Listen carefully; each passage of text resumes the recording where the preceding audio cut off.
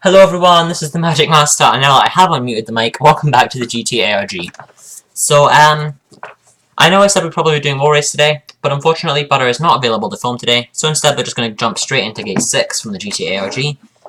So, first of all, the exclamation I've got for you, we're officially 2/3 of the way through the Christmas countdown. Let's go straight into Gate 6 and see how it goes. Okay, what do we got? This is our clue. We got Chrono's childhood friend and inventor is something. Pod plus something tears the space continuum. The something self-consistency principle solves the grandfather paradox in time travel. Something wormhole is a traversable wormhole held open by spherical exotic matter. unturnostone.com/?? Well, I guess we have to watch this video. I didn't explain anything because we're really on tight time today. It's pretty late. I'm filming a lot later than usual, and I didn't want to waste time. So, I'm about to waste 7 minutes of this video, which is more than half of this video, just watching another video. So, I apologize for this, but let's spend the next 7 minutes watching MatPat talk. Here we go. Into your DeLorean and accelerate to 88 miles per Sorry about hour this, guys. I because know we're that you're probably not talking going to watch about MatPat. time travel.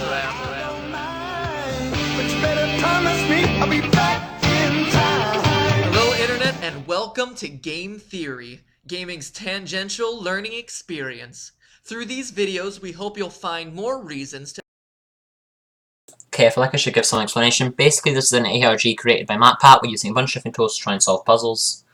Okay, I'm just going to let you watch this video. You know, it's 7 minutes. There's 7 minutes left in it, and then I'll come back and talk to you. I would recommend watching the rest of the series before this, because we're almost done the series now. Okay, here we go. Back to the video. I apologize for the interruption. Appreciate some of your favorite games while sparking some interest in new real-world topics. On this, our inaugural episode, we'll be looking at one of my all-time favorite RPGs, Chrono Trigger, and analyzing what, if anything, the game can teach us about its core gameplay mechanic, time travel. We'll start off by looking at the first method of time travel used in the game. The adventure kicks off with a science experiment gone wrong.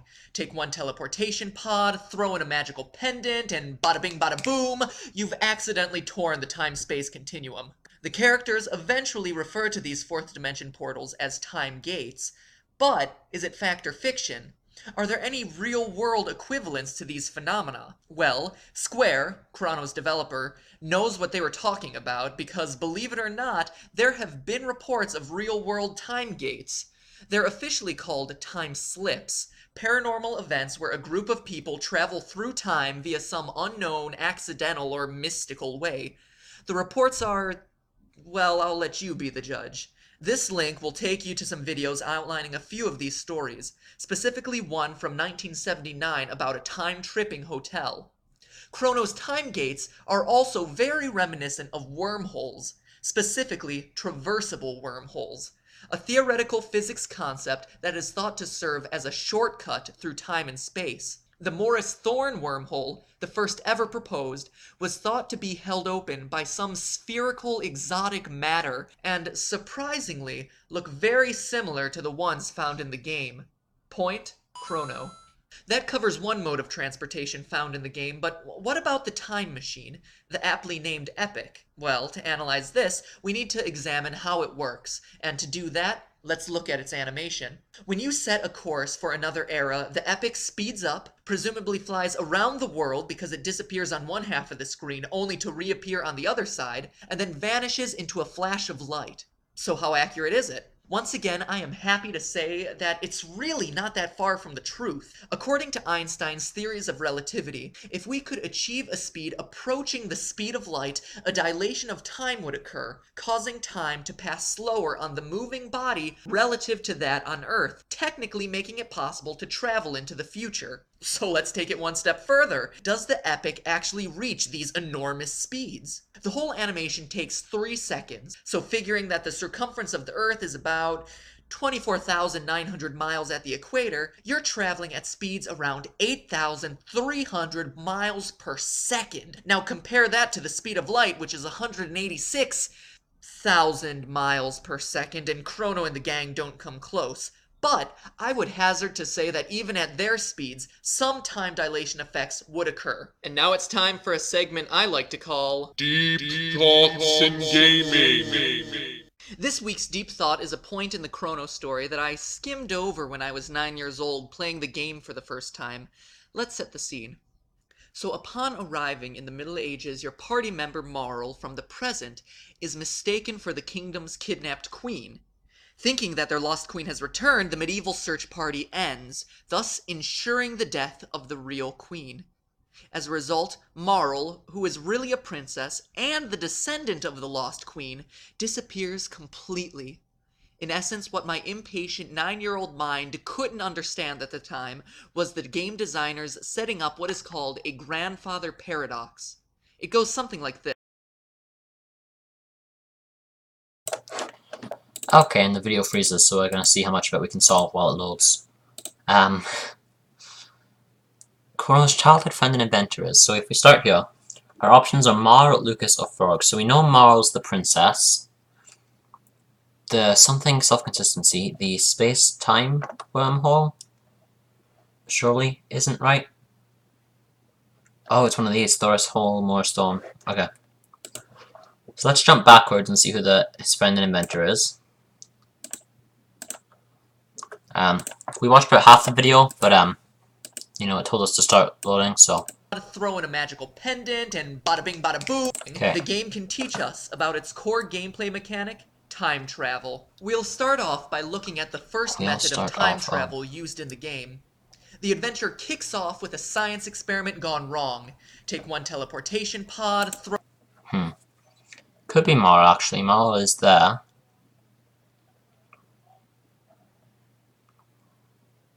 Okay, should we read what the clue actually says? Did you even watch the video? This key tests your ability to concentrate and absorb the information. Well, I mean, I'm trying to, but I'm also, like, trying to make a video here, and it's not very interesting to watch. Well, I suppose it is interesting, but it's kind of plagiarism. Chrono. Epoch, Deep Thoughts in Gaming. This is where we're at now. So it could theoretically be Marl.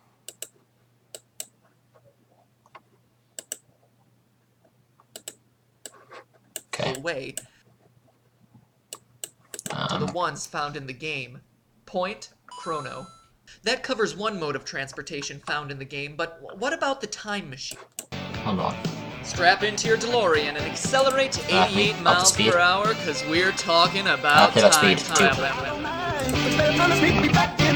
Hello, Internet, and welcome to Game Theory, gaming's tangential learning experience. Through these videos, we hope you'll find more reasons to appreciate some of your favorite games, while sparking some interest in new real-world topics. On this, our inaugural episode, we'll be looking at one of my all-time favorite RPGs, Chrono Trigger, and analyzing what, if anything, the game can teach us about its core gameplay mechanic, time travel. Map from 2011, everybody. The first method of time travel used in the game. The adventure kicks off with a science experiment gone wrong. Take one teleportation pod, could throw be a magical pendant, Marl and is bada bing, boom, you've accidentally torn the time-space continuum. The characters eventually refer to these fourth dimension portals as time gates, but is it fact or fiction? Are there any real-world equivalents to these phenomena? Well, Square, Chrono's developer, knows what they were talking about because, believe it or not, there have been reports of real-world time gates. They're officially called time slips, paranormal events where a group of people travel through time via some unknown, accidental, or mystical way. The reports are, well, I'll let you be the judge. This link will take you to some videos outlining a few of these stories, specifically one from 1979 about a time-tripping hotel. Chrono's time gates are also very reminiscent of wormholes, specifically traversable wormholes, a theoretical physics concept that is thought to serve as a shortcut through time and space. The Morris Thorn wormhole, the first ever proposed, was thought to be held open by some spherical exotic... Morris Thorn is a name. Morris Thorn. So we know the end of the list is going to be O and S. Oh, pod plus something. It tells us that straight away, doesn't it? Mechanic, time travel. We'll start off by looking at the first method of time travel used in the game. The adventure kicks off with a science experiment gone wrong. Take one teleportation pod, throw in a magical pendant, and... A magical pendant. Pendant, there we go. So assuming it was Marl. M-A...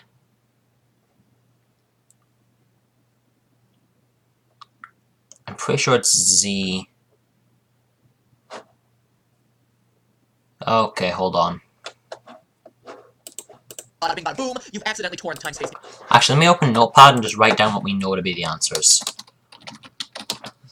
Because that way we'll be going. Okay, so wormhole equals the Morris Thorn. It's so weird. Whenever I hear the video on double speed, I want to talk like this for some reason. equals the Morris Thorn wormhole, because everything just feels like it's been slowed down.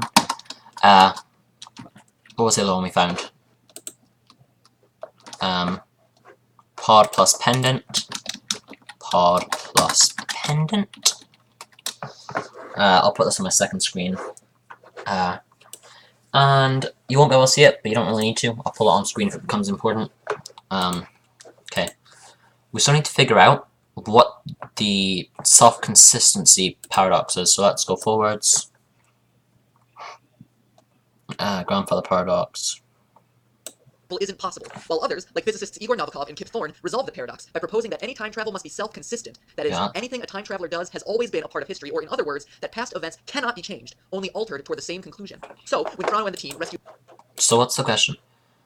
The self-consistency principle, the something self-consistency principle, so it's the, so moral, pendant. Okay, I don't think it said if it was zero They top. preserve the original timeline, but alter slightly the way it was achieved. There is, of course, a third option, the possibility of parallel universes and alternate timelines, but now is not the time to touch on string theory. We'll save that for when we talk about Kirby's epic yarn. Very bad joke. And now it's time for my final thought. To this day, I love Chrono Trigger. The time mechanic is ingenious and brilliantly implemented, the story is epic, and the worlds you explore are all fully realized, but beyond that, we've seen today that it definitely provides a fairly accurate portrayal of time travel as it's currently envisioned. But here's the take-home question. Is it possible? Will we be able to fly to the past to save our prehistoric ancestors, or jump forward to fight in post-apocalyptic futures? The answer to that comes in two parts. Probably not, and maybe, but probably not. It's currently unknown if backwards time travel is possible. Just look at the grandfather paradox and you'll see just one of many of its complications. Stephen Hawking, the famous theoretical physicist, said it best. If travel to the past is possible, then where are all the tourists from the future? Well, it's either that it's not possible, or we live in a time that no one wants to visit. So seeing dinosaurs or visiting King Arthur's court probably won't be happening without going to a museum. That doesn't rule out time travel completely. Einstein's theory of relativity showed the world a possible doorway to the future, and some small-scale experiments have actually verified that velocity-based time travel is possible. In short, there's a lot of complicated theories, and we're a long way off technologically, but who knows what tomorrow may bring. I mean, you don't find the time machine in the game until the year 2300, so we have a while to wait. But then again, the world was supposed to end in 1999. Anyway, what comes next? Only time will tell. Thanks for watching. Okay. It does say here. Self-consistency theory, the possibility of actual time travel, yada yada yada. Okay, I'm pretty sure it's Zolotov with a Z. So assuming that, it will be moral, pendant, Zolotov, Morris Thorn. Which spells... no wait, so it'll be moral, then we go to pendant, then Zolotov, and then all the way around to Morris Thorn, which spells Mesos, which I don't think can be right, but we can try it. onternalstorm.com/Mesos is not right. Give a second clue. If you answer them correctly, take the red letter in each word and add them to onturnalstorm.com/ Take the red letters in each word. Oh, it was Lucas, okay. Novit. Okay, so I was completely wrong. So if it's Lucas, and we're assuming that when it says red, it actually means yellow, because let's think it through here. L, it has to be pendant, that is the only logical thing.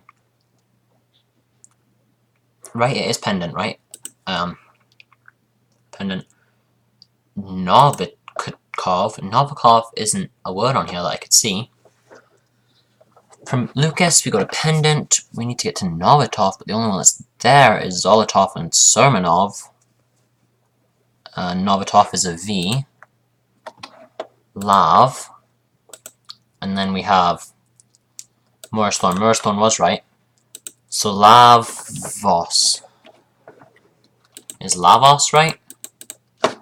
Let's try it. Lavos is right. The key is Marl. Download the missing piece and download gate6-master.psd. Okay, well let's do both of these. This looks interesting. We're going to put it into my folder over here. And that's also what we're going to do with this. And we're also going to open this to see what it says. Just give me a minute here.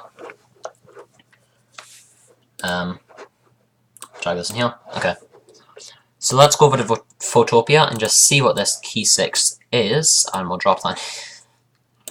I wonder if they're tracking my activity to give me 3 ads about Doctor Who. They're also all the same thing, which is a bit silly, but here we are. Oh. Do this to all layers or fail. Multiply. Okay, well, we'll set all these to multiply. Don't know how that helps, but apparently it does. So there we go. We'll come back to this. Although, does that missing piece have one of those symbols on it? Is a balloon one of the symbols? No. Okay, we'll see. We'll put in the key Marl and see what else we have to do. Okay, so our key for now is Marl. And it likes that. Excellent work, you earned 50 Furious points for solving the key. We've still got about 4 minutes left, so we'll keep going with the next key. Harry Potter isn't the chosen one. unturnednostone.com/? There's no questions on this one though. Like, what are the questions? What's the start point? Okay, the start point's here. Let's open this up. The wizarding world needed a hero, and they got the wizarding hero they deserved. Or the wizarding hero they thought they needed? They thought they needed to deserve. The one they thought they wanted to deserve. Ah, screw it. They got Batman.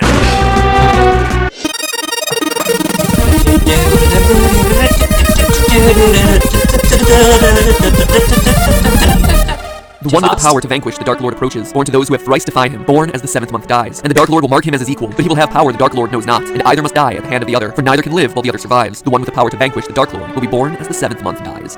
Hello, Internet! Welcome to Film Theory! It's like game theory, but with one small difference. I'll let you figure out what it is. Now, if that prophecy sounded familiar, that's because it's the big reveal that comes at the end of Harry Potter and the Order of Phoenix, the 5th in the series of books, movies, and video games, about the young orphan who gets whisked off to Hogwarts Wizard School with his friends Ron and Hermione to find out that he's destined to save the world. Honestly, I never got the hype. The 5th book was always my least favorite. Too much of old HP whining about being special. Oh, suck it up. Anyone would love to have magical powers. So you're different, get over it. But I will say the 5th movie was my favorite in the franchise. Whew, that final wizard battle, I could watch that for days. And yet, whether I loved it or hated it, I never got the hoopla around this prophecy thing. Yeah, Harry Potter's the chosen one. He's the one that's gonna have to kill Voldemort. Big surprise. Like, did we really learn anything here? No. We just had a nice filler book to kill off some of the big characters and then transition to some of the darker installments. It always felt like such an anticlimactic reveal. Well, at least it did, until I started thinking about it. We've all assumed that it was Harry the prophecy was talking about since, you know, it's his name on the book cover, movie posters, and tighty-whities. What if it was all a cover-up, a ruse, a brilliant PR campaign to take the attention off the other boy who lived, the true hero of the story? And what if this prophecy wasn't just a no-dumb moment, but instead a clue hidden out in the open for us careful fans about the identity of the true hero of Hogwarts? Sound crazy? Well, let's break down the prophecy. We know that the Dark Lord refers to Voldemort, the evil wizard with the unfortunate no...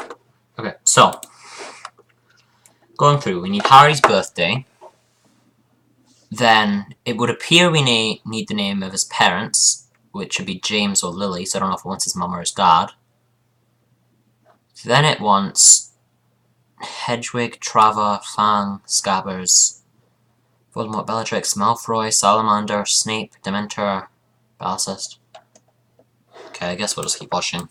Job, but the rest of this thing is really unclear. We know that the one with the power to vanquish the Dark Lord must have been born to those who have thrice defied old nose slits over here. Okay, well, Harry seems to fit the bill. His parents, Lily and James Potter, were both members of the Order of the Phoenix, a secret society founded by the Hogwarts headmaster Albus Dumbledore to oppose Voldemort, so they probably did their share of fighting. That said, we've never actually been given 3 specific examples, so, you know, that connection is meh at best. What is it with these darn ancient prophecies? Why can they never say in clear English what they mean? Hey you, Starboy, HP, you're the chosen one, go kill this guy. Anyway, the hero also needs to be born as the 7th month dies. The prophecy is so adamant about this that it mentions it twice, so it's gotta be pretty important. Well, after doing extensive research on the subject, I learned that the 7th month is actually July, and Harry's birthday is July 31st. So that sounds pretty cut and dry. And finally, there are those parts about the Dark Lord marking him as his equal and the power the Dark Lord knows not. With Harry, these two sort of go hand in hand. Voldemort marked Harry as his equal when he showed up at the Potters to kill Harry and avert the prophecy. But instead of killing him with the unforgivable Avada Kedavra killing curse, Lily Potter threw herself between them, sacrificing herself in the process. Voldemort was completely blindsided as a mother's love, something he never knew or felt himself, activated an ancient magic that reflected the curse back onto him and left Harry with an extremely marketable lightning bolt scar. Seriously, it looks like a temporary tattoo. And don't worry, it is. But yeah, the books and movies make it pretty clear that the power Voldemort knows not is love, and it's exactly that power of love that allowed Harry to defeat him in Battle of Hogwarts and Harry Potter and the Deathly Hallows Part 2. Ugh, really? Love is the power. Can we get any more cliched here? Like, couldn't have been something cool, like, I don't know, laser beams. Okay, so let's take a second to step back here and look at the terms of the prophecy objectively. If we're being completely honest, if we were able to find another kid who was born at the end of July, had do-gooder parents, and was loved at some point in his life, you actually have yourself a pretty darn valid candidate for hero of the wizarding world. Well, make that one very specific hero candidate. You have yourself Neville Longbottom. Wait, shocking. This guy?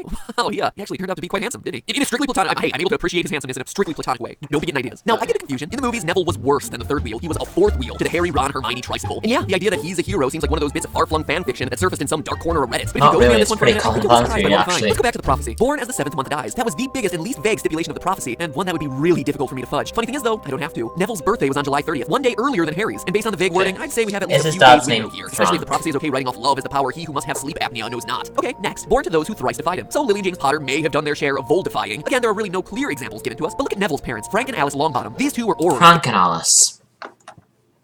Please tell me. Oh, Alice is one of the names. How do I know which one to choose? Okay, well, his birthday is July 30th.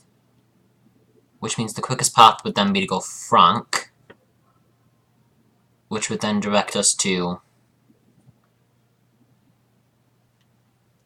these things, which would be Trevor is the name of his pet toad.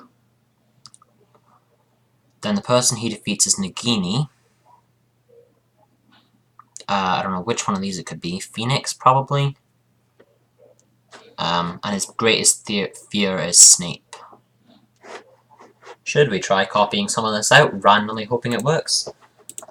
Let's do it. His birthday is July 30th, which leaves you with the L. His dad's name is Frank, so we're going to get the N. Just because that's the closest one to July. Keep going, his toad's name is Trevor. The person he ends up defeating is Nagini. He gets the thing from a phoenix. And his greatest fear is Snape. Well, that isn't quite English. I'm pretty sure what it's supposed to say is Leviosa. So basically what I got from typing it out was that, which can't be right. But if it wants Leviosa, that would be L, E, so it wants to go Alice, still V, then I, O, S, A. So yeah, I literally only got Frank instead of Alice, and that was why I was wrong. Good news is we fixed that pretty quickly, so unturnednostone.com/Leviosa. Place the missing piece in the journal, and the key will reveal itself in Old Tongue. Which, I mean, isn't particularly helpful. But let's download... Oh, hello. Okay, we're going to download that. We'll open that in a new tab. We'll then load this, and then we will work with all of this next time, because we are now out of time. I'm going to drop a couple of these onto this page, though. Wizard hat has to be Harry's hat, so it would have to go that. I would guess you'd have to line it up, which means it would fit down there. There we go. Because that'll be part of Wi-Fi.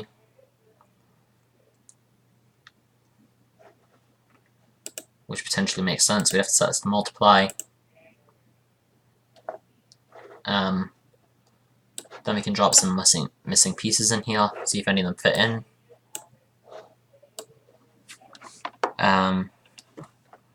It would appear this guy fits in here.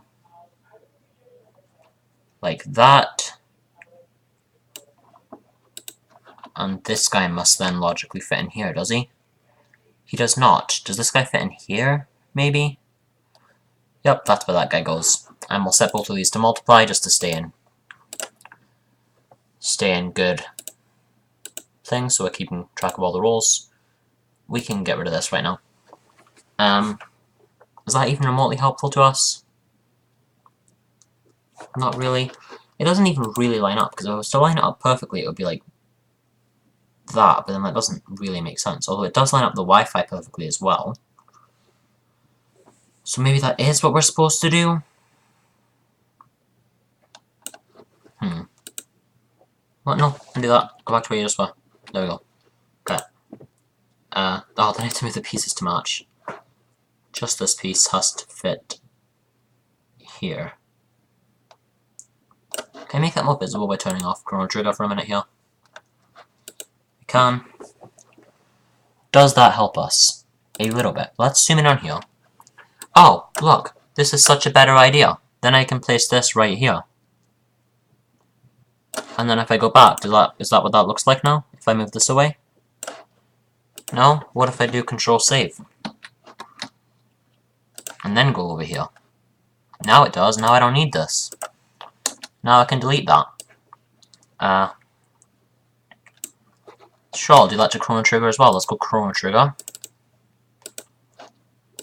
Okay, let me open this. We can close this one now.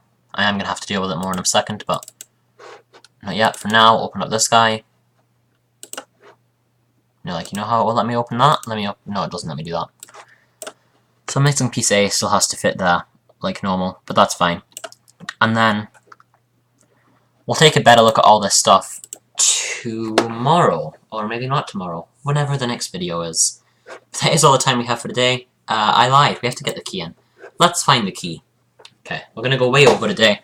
We're just going to find the key, and that'll be it. So let's go back in the Harry Potter journal. We're still missing a piece here, but the piece we have got did reveal some alien text that we should be able to translate. Let me close a bunch of this stuff. Don't need this, don't need this, don't need this. That I might still need. That we've now saved, and that we've now saved. Okay. My Wi-Fi's crashed. This just keeps getting better and better. Okay, so it looks like we will be finding the key tomorrow. Sorry about this really big mess of a video. I won't even be able to play your outro music if the thing's not working. But that is all the time we have today. Thank you so much for watching, and I will see you all next time. Sorry, this was a mess. Like I said, I'm filming it a day before it goes up, so see you tomorrow, guys. Bye. Hey, the outro music did work.